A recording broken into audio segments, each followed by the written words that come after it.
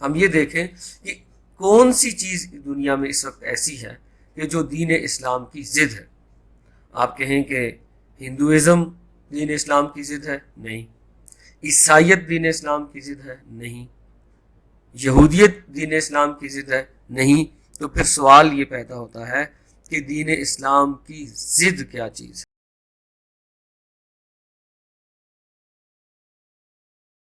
دین اسلام کیا ہے اور زندگی کے مختلف گوشوں میں وہ ہمیں کیا کیا تصورات دیتا ہے،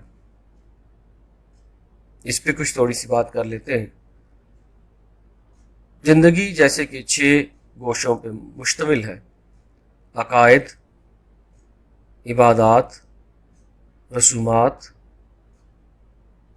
یہ 3 انفرادی گوشے ہو گئے، اور 3 اجتماعی گوشے: سیاست، معیشت اور معاشرت.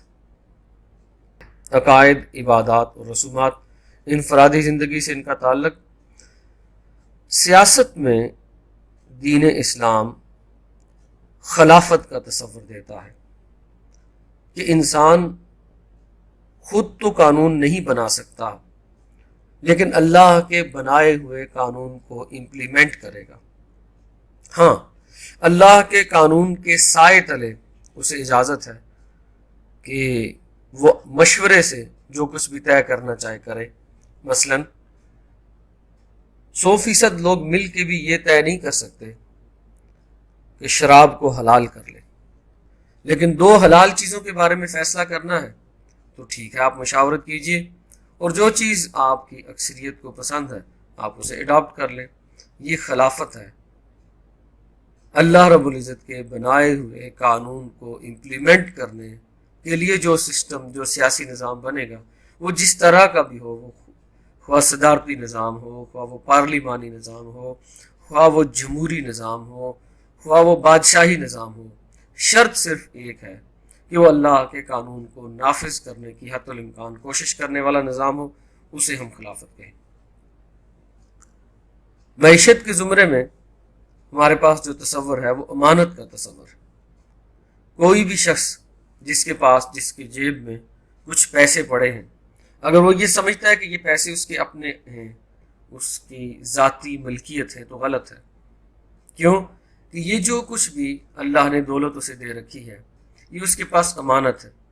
یعنی جس طرح اللہ کا حکم ہے ویسے تو خرچ کر سکتا ہے، لیکن اللہ کے حکم کے خلاف نہیں خرچ کر سکتا. 100 روپے کا حلال کھانا لے کے کھایا جا سکتا ہے، لیکن 100 روپے کی شراب لے کے نہیں پی جا سکتی. یہ اللہ کا حکم ہے کہ تم شراب نہیں لے سکتے. ہاں، یہ پیسہ تمہیں ہم نے استعمال کرنے کے لیے دیا ہے، لیکن حلال راستے پہ خرچ کرو گے. یہ جس نے یہ پیسہ دیا ہے اس نے یہ تمہارے پاس امانت رکھوائی ہے، اور یہ بھی بتا دیا کہ اس کو کہاں خرچ کرنا. معاشرت کے زمرے میں اسلام مساوات کا قائل ہے. کوئی بھی شخص، وہ خواہ کسی بھی قبیلے، کسی بھی رنگ، کسی بھی نسل سے تعلق رکھتا ہو، خواہ وہ مرد ہو یا عورت، جو بھی اللہ کے راستے میں صحیح کرے گا، جدوجہد کرے گا، کوشش کرے گا، اس کو برابر بدلہ ملے گا. لیکن یہ جو مساوات ہے یہ کوئی اس طرح کی مساوات نہیں ہے کہ جسے آپ کہہ لیں کہ ہر شخص ہر جگہ برابر ہے. مثلا ادارے جو ہوتے ہیں، اداروں میں ہر کوئی برابر نہیں ہوتا. مثلا خاندان کا ادارہ، اس میں سب لوگ آپس میں برابر نہیں ہوں گے کیونکہ یہ ایک ادارہ ہے. ویسے مرد و عورت برابر ہیں، لیکن شوہر اور بیوی آپس میں برابر نہیں ہوں گے. وہ کیونکہ خاندان کے ادارے میں ہیں، ادارے میں سارے لوگ برابر نہیں ہوتے. اللہ رب العزت نے اسلام کے بارے میں کہا: الیوم اکملت لکم دینکم واتممت علیکم نعمتی ورضیت لکم الاسلام دینا، کہ آج کے دن میں نے تمہارے لیے تمہارا دین کامل کر لیا، تمہارے اوپر اپنی نعمت تمام کر دی، اور میری رضا اس میں ہے کہ اسلام تمہارا دین ہو. یہ ہے دین اسلام، جس کی 6 گوشے میں نے آپ کے سامنے رکھے. عربی کا محاورہ ہے کہ تعرف الاشیاء بازدادها، کہ چیزوں کو ان کی ضد سے پہچانا جاتا ہے. ہم دین اسلام کی حفاظت کرنے کھڑے ہوئے ہیں، اس پر عمل کرنے کھڑے ہوئے ہیں، یا اس کو پہچاننے کے لیے کھڑے ہوئے ہیں، ہم اس وقت تک نہ اس پہ عمل کر سکتے ہیں، نہ اس کی حفاظت کر سکتے ہیں، نہ اس کو پہچان سکتے ہیں، جب تک کہ ہم اس کی کامل ضد کو نہ پہچان لیں۔ ہم یہ دیکھیں کہ کون سی چیز دنیا میں اس وقت ایسی ہے کہ جو دین اسلام کی ضد ہے۔ آپ کہیں کہ ہندوازم دین اسلام کی ضد ہے؟ نہیں۔ عیسائیت دین اسلام کی ضد ہے؟ نہیں۔ یہودیت دین اسلام کی ضد ہے؟ نہیں۔ تو پھر سوال یہ پیدا ہوتا ہے کہ دین اسلام کی ضد کیا چیز ہے؟ دین اسلام کی ضد ہے دین جمہور، جسے ہم سیکولرزم کے نام سے جانتے ہیں۔ اس کے بھی اسی طرح 6 گوشے مان لیں۔ عقائد میں آزادی ہے، کوئی بھی شخص کسی بھی طرح کا عقیدہ رکھے۔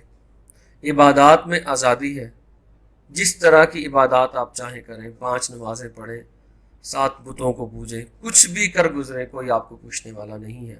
رسومات میں بھی آزادی ہے۔ تو ذاتی زندگی میں، پرائیویٹ زندگی میں، پرائیویٹ لائف میں دین جمہور آزادی کا قائل ہے۔ عقائد میں آزادی، عبادات میں آزادی اور رسومات میں آزادی، جبکہ دین جمہور اجتماعی زندگی میں کثرت رائے کا قائل ہے۔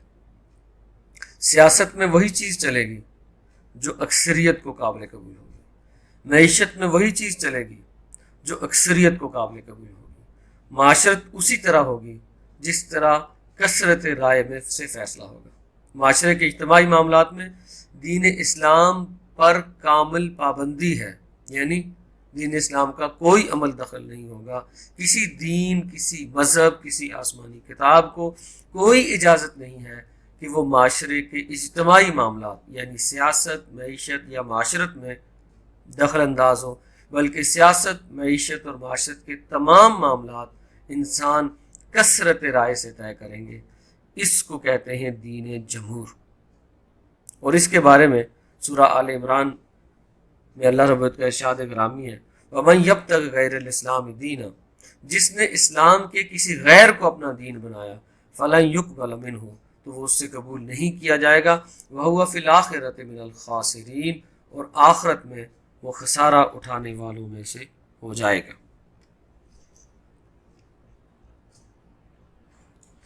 میں نے آپ کے سامنے دین اسلام کی بات اور دین جمہور کی بات رکھی۔ اس تصویر میں دونوں دائرے، اسلام کا دائرہ، دین اسلام کا دائرہ بھی آپ کے سامنے ہے، اور دین جمہور کا دائرہ بھی آپ کے سامنے ہے۔ سیاست میں جہاں اسلام خلافت کا تصور پیش کرتا ہے، دین جمہور کثرت رائے کی بات کرتا ہے۔ معیشت میں جہاں دین اسلام امانت کا تصور پیش کرتا ہے، دین جمہور کثرت رائے کی بات کرتا ہے۔ معاشرت میں جہاں اسلام مساوات کا درس دیتا ہے، دین جمہور کثرت رائے کی بات کرتا ہے۔ عقائد میں اسلام کچھ اپنے مخصوص عقائد رکھتا ہے، جبکہ دین جمہور آزادی کا درس دیتا ہے۔ عبادات میں اسلام اپنی مخصوص عبادات رکھتا ہے، جبکہ دین جمہور آزادی کا درس دیتا ہے۔ اور اسی طرح رسومات میں اسلام کی مخصوص رسومات ہیں، لیکن دین جمہور رسومات کے معاملے میں بھی آزادی کا قائل ہے۔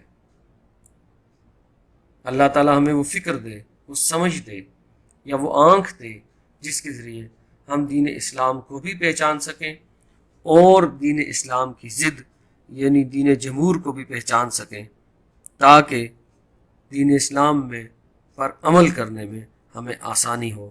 وما علینا الا البلاغ۔